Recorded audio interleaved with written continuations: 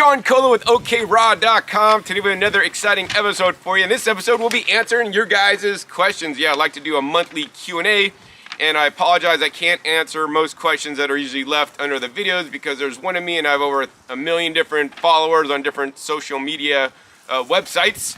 But if you do have a question that you would like to get considered to answer for next month's Q&A, I'll post a link down below in my in the video description to my community tab where you can post your question that may get selected for next month's Q&A. All right, so before I get into answering the questions, I want to first announce that this is going to be my 29th year here in 2024, and Happy New Year, because it is January now.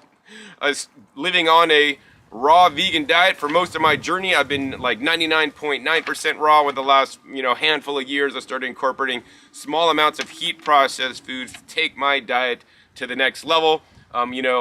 I don't repeat the dogma. I also try to include the science and the evidence in with my, what I've learned on my journey and my experience and what I've observed over my many years. All right, so let's get into this month's questions. The first question is from SFSF1212. What kind of almonds do you recommend for almond milk? Roasted? Question mark. All right, so as much as I include some heat processed foods in my diet, roasted almonds and roasted foods are not one of them.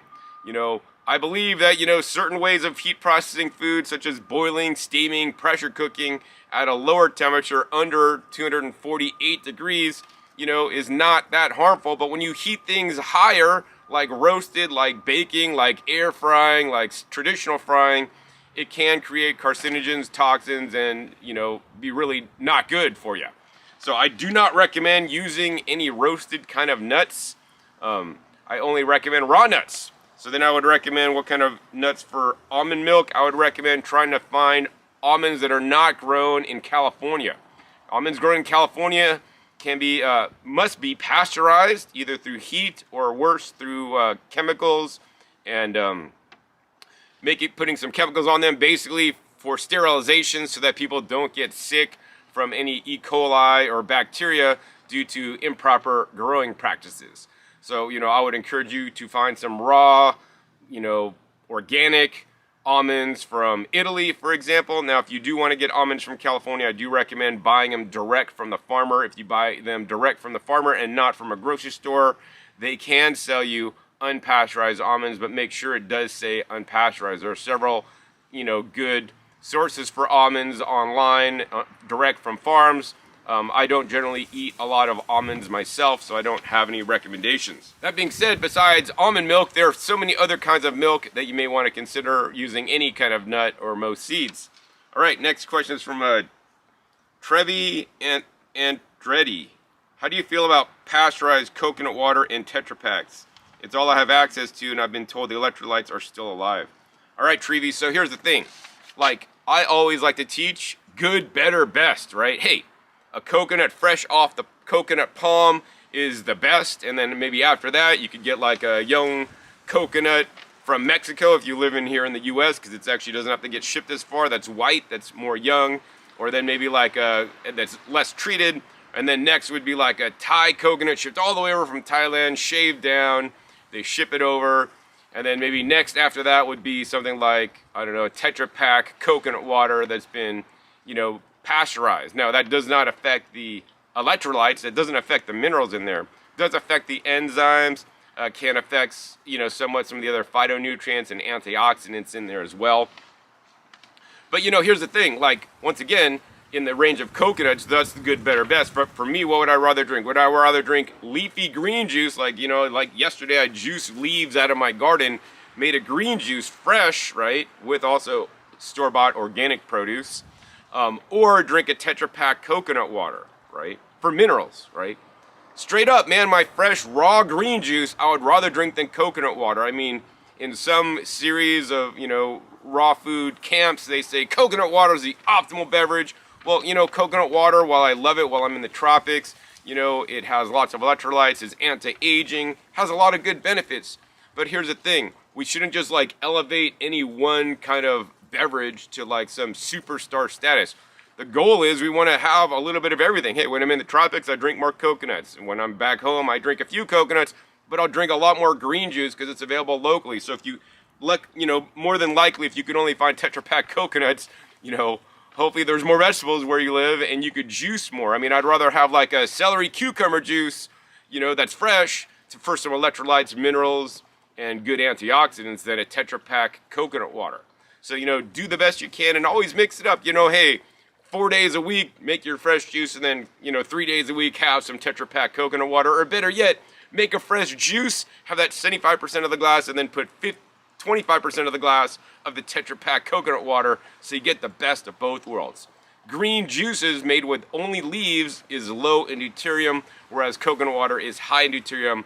Another consideration that most people do not consider, and I'm not going to really discuss that in further detail until I interview a deuterium expert in the future. All right, next question is from at YJ3279. Hey, John, looking into Frontier's taco seasoning, it has silicone dioxide, anti-caking agent, guar gum, and cornmeal. What are your thoughts on these? These are the only ingredients in there that seem shady in my opinion. All right, YJ, so here's the thing, man. Once again, pros and cons to every different ingredient. Hey, it'd be best if you sourced all your own taco, seasoning ingredients and then made your own blend. I don't have the time of that or to source all the different ingredients. And then plus, I don't trust that when I formulated my taco seasoning blend with all the different ingredients, it would taste as good as Frontier's, because I love how theirs tastes with all their ingredients. So, and of course, I only recommend buying the organic version that has your organic cornmeal and organic inputs or ingredients in there. So here's the thing, the silicone dioxide, to me, there's small amounts just so it does anti-cake, and silicone dioxide basically is a mineral, right? I would say we don't need to go out of our way to take it, but hey, if it happens to be in a product that you love because of the flavor, like I do, I'm gonna eat it in small quantities, right? I'm not going out of my way to eat silicone dioxide. Small amounts, it's generally regarded as safe. Next up is the guar gum. So guar gum, I know it's a guar gum, it's a processed thing, blah, blah, blah, blah. Here's the thing, new microbiome research shows that guar gum, is a prebiotic fiber for our beneficial bacteria. And some people may be deficient in the bacteria that feeds on the guar gum. I take actually a guar gum specialized prebiotic supplement. I think it's processed maybe a little bit differently than the guar gum in the Frontier seasoning, maybe not, but I think it is beneficial in small amounts. And that ingredient, I go out of my way to just include straight guar gum, actually, as I will after I film this video with my grain bowl that I'm having this morning, because I just put a scoop in there most days. So I think that's good. And then cornmeal, right? I do not recommend eating non-organic cornmeal, but if it's organic cornmeal, I don't really have a big problem with it. Yeah, yes, cornmeal is basically just ground up corn, dried. It'd be best to eat real corn, but hey, I'm not dumping a ton of the taco seasoning in my foods. I put a tablespoon, maybe 2 tablespoons in a dressing, so it has that taco flavor that I know and love from a childhood, right? So, I think that if the spices, have a few ingredients that are not optimal, but not necessarily bad or toxic, I think that's a good thing. So I want you guys to hopefully learn my techniques of rationalizing things out and then actually looking up the ingredients for yourself to see, hey, are they always going to be harmful or can they be beneficial? And in many times, things are just not good or bad or right and wrong. It's on a spectrum, right? But of course, if you guys want to source all your own ingredients and make your own taco seasoning that you feel tastes better than the Frontiers, do it and start your own spice company. All right. Next question is from Eli Diaz 710. How should water be drank? 2 liters in 1 zip or throughout the day? How much? All right, Eli. So what I'll say is this, I drink water usually in the morning, in the evening. That's how I personally drink water. I may drink from half a liter to 1 liter a day. Usually at night, I might drink maybe 250 milliliters or 300 milliliters, and in the morning I'll drink the rest 250, and sometimes I'll drink a whole 500 in the evening and 500 in the morning upon waking. That's just how I do it. I'm not going to tell you guys how to do it, but what I will say is that it is critical to keep our hydration levels high throughout the day. I live in a place where it's an arid climate. I literally dehydrate as I'm sleeping. I'm breathing out, water vapor, and my body is just losing liquid as I sleep. That's why I need to drink water at night before I go to bed, and when I wake up in the morning, I want to replenish that first thing. Throughout the day, I personally don't drink any water. That being said, I'm on a very high water content food diet. I rarely eat dehydrated foods. I eat foods like fresh fruits and vegetables that are water rich, that have a higher water content than me, so they actually give me their water. You know, the first thing I drank after my water was a quart or a liter of green juice, which is basically mostly water with addition of different phytonutrients, vitamins, and minerals. Throughout the day, I may drink another juice, and I'll have, of course, juicy fruits. And when I heat process my food at night, sometimes I do, I'll basically cook it, I'll steam it in the Instant Pot, so it's full of water. It's not like being, fried, where I'm frying out and losing all the water. So, my goal is to get my hydration from foods. I don't go so extreme to say I only get hydration from foods. I still drink water whenever needed, especially when I'm traveling and I don't have all the foods at home. I generally will drink water as needed. So that's what, my personal opinion. I haven't looked up the science on this.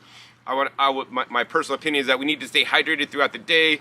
It'd be best to get it through fruits and vegetables, or even fresh vegetable juices, non-sweet juices. While I will drink fruit juices, my goal is to drink the vegetable juices. And if I make a fruit juice, it usually has 50% veggies in there.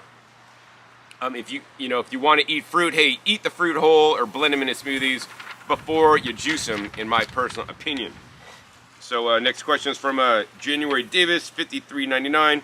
What cooked foods improve the microbiome? All right, January. That's a loaded question, so I just said, do like cooked sweet potatoes because they have resistant starch. That could be correct for many people, but here's the thing. I guess the better question to ask is, what cooked foods improve my microbiome, right? The only way you're going to know what cooked foods improve your microbiome, or for you specifically, is do a microbiome test.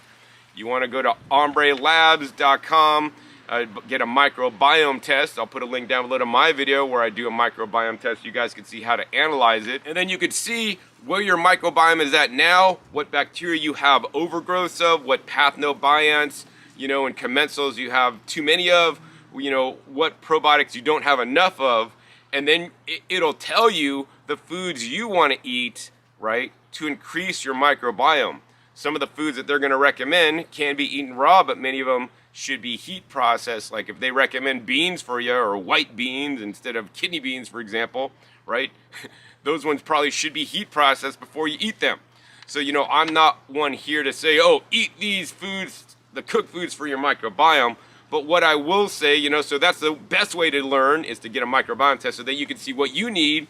But, generally what they say is you want to eat the foods that you're not eating. So, they recommend, microbiome experts recommend 40 different types of plant foods in a week that you guys want to eat. So if you're limiting your diet to only fruits and vegetables, right, I would say that if you just started including fruits and vegetables you're not eating. So for example, if you're not eating sweet potatoes or purple potatoes, for example, if you heat those and pressure cook them like I do, and you're only eating fruits and vegetables and excluding sweet potatoes and potatoes, but now you cook them and eat them to get them into you, in my opinion, that will benefit your microbiome. In addition, if you're not eating rice or beans and you start heat processing purple rice like I do, or kidney beans like I do, and eat those when you previously weren't eating them, I believe those will also benefit your microbiome, because now you're feeding your microbiome not only unique kinds of different starches, resistant starches, different kinds of fiber, but especially in the purple vegetables like I advocate for,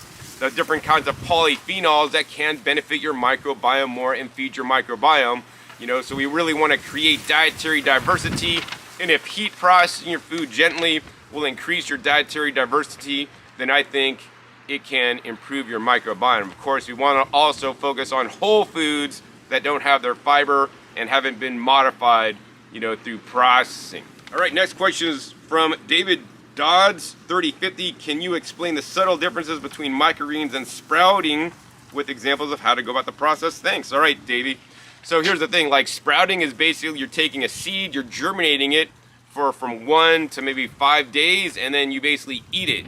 It never touches soil. All the nutrition in the sprout is coming from the seed itself and water. That's sprouting. So microgreens, what you do is you will basically germinate seeds on a growing medium, whether that is coconut coir, soil, or some kind of mat, or even paper towels. And then you germinate the seeds on the mat, and then they basically grow up. And then once after the true leaves form, right, and it's under lighting, right, so it has more chlorophyll, you then cut them and harvest it, and now you left with all the extra, mat or soil to get rid of. You also need lighting, whereas sprouts, you don't need to add additional lighting for sprouts. So definitely there's higher chlorophyll contents in microgreens. The microgreens are a little bit more mature. They start creating their own nutrients based on the light and doing their photosynthesis thing. So there's pros and cons of microgreens. Microgreens are a much more involved process to do. And I would say, for the easiest process, for the most nutrition, I'd say go for sprouting because it takes less time. I mean, you could do it in a jar versus buying, these different trays and soil and lights and a rack to do it on. All right. Next question is from Eli Diaz 710. Is it safe to eat raw fermented aubergine, also known as eggplant? So I would say yes. If it is properly fermented, you can eat raw eggplant. You could eat raw eggplant, unfermented as well. I mean, I'm definitely going to say it's not the tastiest. If you guys do want to ferment your own eggplant, I would recommend the Japanese style eggplant that's long and skinny. There's not as much flesh area on the inside. I really dislike the big, standard eggplant. All right, next question is from user VO8DC9BS50. Do you drink water throughout the day? If so, what water do you drink? Distilled, tap, filtered? All right, so I do not drink water throughout the day. I drink water in the morning or in the evening, but I do drink fresh juices throughout the day. I actually made like 12 quarts of juices yesterday, so I have 12 quarts of juice in my fridge. I can just grab at any time. I think I made like 4 different recipes for juices. I prefer to get hydrated through juices instead of drinking water. Now the question is, what kind of water do I drink? So actually I drink fractionally distilled water that actually I buy and import because it is low in deuterium. That's totally next level. Most people are not going to do this. So other than that, what water would I recommend people drink, or what would I drink if I didn't get that water? Previous to this water, I would basically use reverse osmosis. I would take the reverse osmosis water and then put it into distiller and then distill it and run it through a carbon filter and then drink it. So that's my choice. I believe that we don't want the minerals from the water. We just want pure water. And of course, the best filter, in my opinion, for water is not any kind of filter, reverse osmosis, or distillation. It's the plants, right? I prefer to get my water from the plants. It rained yesterday. The rain hits my garden. The water is absorbed through the plant roots, put into the plant tissues along with other phytonutrients and vitamins and minerals. And then I take the plants and I eat them, or I juice them to get the water from the plants. So, I encourage you guys to get as much hydration from your diet as possible and drink the least amount of water as possible. But hey, don't be a crazy raw vegan who drinks no water, because you could have some serious health consequences due to that. If I'm thirsty, I will reach for a juice first. If I don't have a juice, I might drink a coconut water. If I don't have a coconut water, then I'll drink a water. And when I'm traveling, I'm just grabbing any kind of bottled water. Hopefully Evian is my preferred brand, when I'm out traveling, so I can stay hydrated, because hydration is critical for your health. All right, next question is from, once again, user VO8DC9BS50. Hi, John. My name is John as well. I watched your video on resistant starch. Can I add green bananas to my smoothie and still get the benefits of resistant starch? All right, John. So here's the thing. There's different kinds of resistant starch. There's RS1 to RS6. Each resistant starch is a little bit different and can do different things in our bodies. So what I will say is that if you buy a, green banana powder, which is sold as resistant starch, that can be beneficial. They are harvesting the bananas at the right stage to have the highest levels of resistant starch. But if you just go down and buy bananas at the grocery store and, they're a little bit green, but they're starting to turn yellow, and you put it in figuring I'm going to get resistant starch, right? In one of my videos, I pop up a study and a chart that shows resistant starch, and as a banana even starts to ripen a little bit, the resistant starch plummets. So, I don't personally believe that bananas are the best source of resistant starch. I want you guys to diversify your resistant starch. I'll put a link down below to my video on, the importance of resistant starch on a raw vegan diet. And I want you guys to get as many types as you can, because I believe that can be beneficial. All right, next question is from Raw Food First.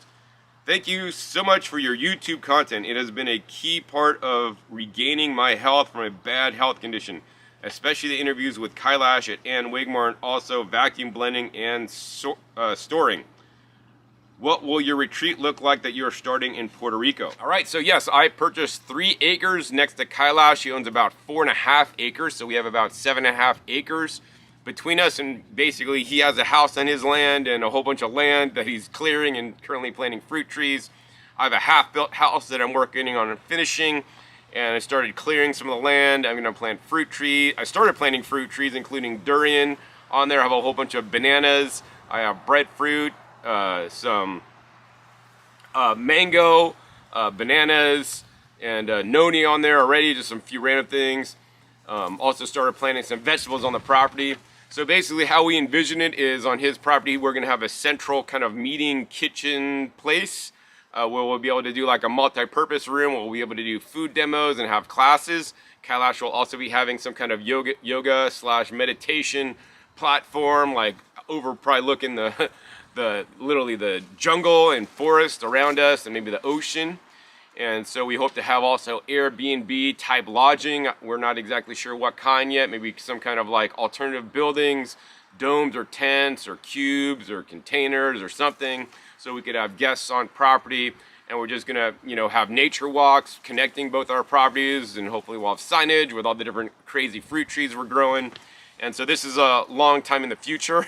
So we got a little ways to go. Luckily, the property on the other side of Kailash, the gentleman Travis is also doing a similar project where he actually has already built infrastructure and has built lodging that, could definitely help us promote our goals. So once we have some of the major kitchens and common meeting areas and yoga platform, we can almost start having retreats there, very soon. And, of course, Kailash and I will be the main teachers. And we'll be teaching things like, I'll be teaching the gardening, I'll be teaching the permaculture. We'll both be teaching, of course, the raw foods. We each have our own specialties. He's like the sprouting and the vacuum blending master, and I'm like the juicing master. And, know about looked up the studies on nutrition. So we'll be able to have classes on that. He's the expert also, of course, in the Ann Wigmore style diet as well. And, of course, let's not forget, he's also a certified yoga teacher trainer, as well as Feldenkrais practitioner and meditation. I would call him an expert. I don't know, he's kind of modest. So that's the goal. It might be a little bit, but before we even have our properties done, we will probably also likely do retreats on somebody else's property. So stay tuned and subscribe to my channel to be notified when that is gonna come up, because I will have a video on it. All right, so the next question is from Emily Berry 9410. What are your daily meals looking like this season? All right, Emily, so we are here in January. It's quite cold and chilly, and the wind's blowing in my garden today for about 50 degrees, so I can't wait to get back inside.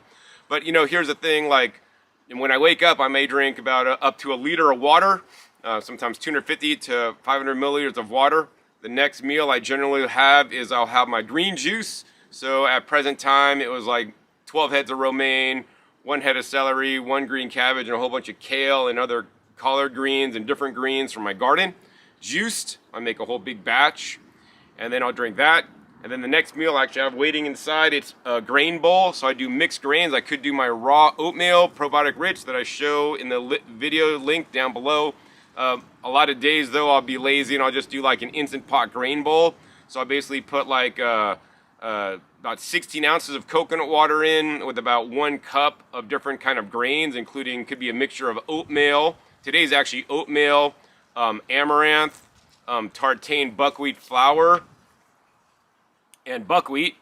Sometimes I'll put millet and or quinoa in there as well, and I hope to buy some sorghum. So I'm really diversifying that. I take that out of the Instant Pot, I'll divide it up into 3, and then I'll have a little bit each day, and then to that I will add the Kefir Lab Probiotic Kefir 100 trillion probiotics. I'll add different kind of prebiotic fiber powders, like 4 different kinds. Kind of crazy. I'll add either freeze-dried blueberries or freeze-dried acai or maqui berry powder. I might add some apple peel powder as well. And then I take basically 4 ripe persimmons. I ran out of haichia, so now I'm doing with basically 4 ripe fuyu persimmons that are nice and mushy. I'll just cut off the skin and then I'll basically put all the pulp in there without the seed. This way I don't have to use any maple syrup, which I would maybe use when I don't have ripe persimmons as a sweetener. And then I mix that up, sit in front of the TV and watch some YouTube or watch some 90 Day Fiance while I'm eating my oatmeal in the morning, or like late morning. Then after that, I might have like some more fruit. So depending on what's in season, today I'll probably eat some pineapple guavas, which I still have in season from my garden. I may eat some bananas from my farm or other kind of fresh fruit. I may also have, at that point instead, I might have a fresh juice that's like usually 50-50. So like I made like a pineapple orange ginger with a bunch of jicama. So it's like at least half jicama with 50% of the fruit juices in there. I could eat some tangerines, just picked up tangerines from the farmer's market in California. So yeah, that's maybe my next meal. And then after that, I might have a small salad meal. I'll just pick greens from my garden fresh and eat them. And then after my salad meal, I then will maybe have a cooked vegetable meal. So I basically will cube up things like sweet potatoes, purple, traditional sweet potatoes, could have some zucchini in there. I'll pick more greens, especially the mustard greens from my garden. I'll put mushrooms in there. I'll put two different kinds of beans in there. I'll put onions in there. I put like different squashes. So I put like the baby butternut and butternut squash in there. And basically I cook that in the pressure cooker for like 3 minutes. The dressing for the cooked vegetables is something like the organic Modena balsamic vinegar that's been aged for 12 years from Gusti, Giuseppe Gusti. I'll put the 2,000 milligram per liter like high polyphenol olive oil that I get from Greece, as well as other kinds of different herbs and spices, mix it all up, and then I'll basically usually have like a quart of that a day. If I'm still feeling hungry after that, I might steam 2 artichokes. And yeah, sometimes with the artichokes, I'll cook like a whole purple sweet potato as well. So yeah, that's my basic diet run through at this point. Every day is different, every day changes based on what I have in my garden. Some days I'll eat a salad or a bigger salad and I won't have any cooked vegetables. Some days I'll do cooked vegetables and maybe have a smaller salad or no salad. But most of the day pretty much is all raw, and then usually the evening is when I incorporate some lightly heat processed foods. All right, next question is from IB90. Where do you get your organic flaxseed? So man, back in the day, if you had a good local health food store, even Whole Foods and other health food stores, they had bulk bins, and I love buying flax seeds, organic flax seeds at bulk bins, because that's really the best place to get it. But after the pandemic, Whole Foods basically took out all their bulk bins, and I guess Sprouts Farmers Market still have bulk bins, but I think they only have non-organic flax seeds. Winco Foods has bulk flax seeds for really cheap, but they're not organic either. So in my city, where I get them now is I get them at natural grocers. Natural grocers in their kind of bulk section that are packaged, I find have the best prices for things like flax seeds as well as dry beans. And that's where I get my organic flax seeds right now. And then the last question is from justme-kf6pq. Hi John, I got my ombre microbiome test done after watching your video and you posted about it. I also transferred my results to the biome site per your suggestion. In the video, you said that you would help us interpret it if we sent it to you. Would you help me pretty please with organic home-grown fresh fruits and vegetables on top? All right, so, you know, I'm not sure if I actually said that. I wish I could help everybody that got their microbiome test done and go over it personally, have a consult. That's not exactly what I do. I do know that some companies out there will consult with you on your microbiome results. I am not qualified nor trained in this. You know, I've learned a little bit on my own, and then actually have gotten help from people that have came out of the woodwork and contacted me who are experts on the subject, and I'm by no means an expert, and I would not want to tell you the incorrect information. That being said, my friend Kailash has basically gone through courses to get certified as somebody that can help you with the microbiome. I'm not sure he's actually doing that consulting work yet, or still, you know, getting educated upon that. So yeah, at this point, I would say run it through Biome Site and then just go over and read your Biome Site. And I would say, you know, look up Jason Hallreck. I'll link down below to him. I mean, that guy's been doing it 20 years. And if you want anybody reading your microbiome, it's that guy, because he'll know exactly what's up and tell you the exact stuff you need to do or not do. All right, so that's it for this month's Q&A. I'm going to go in and eat my warm grain bowl now. I hope you guys enjoyed this month's Q&A, and if you give this video a big thumbs up, more importantly, share this with other people you believe it could help. Also, be sure to click that subscribe button right down below so you don't miss my new and upcoming episodes that are coming every 5 to 7 days. You never know to show up or what you'll be learning on my YouTube channel. Make sure you click the little bell so you get notified as many videos come out. And finally, be sure to turn past episodes. Past episodes are a wealth of knowledge.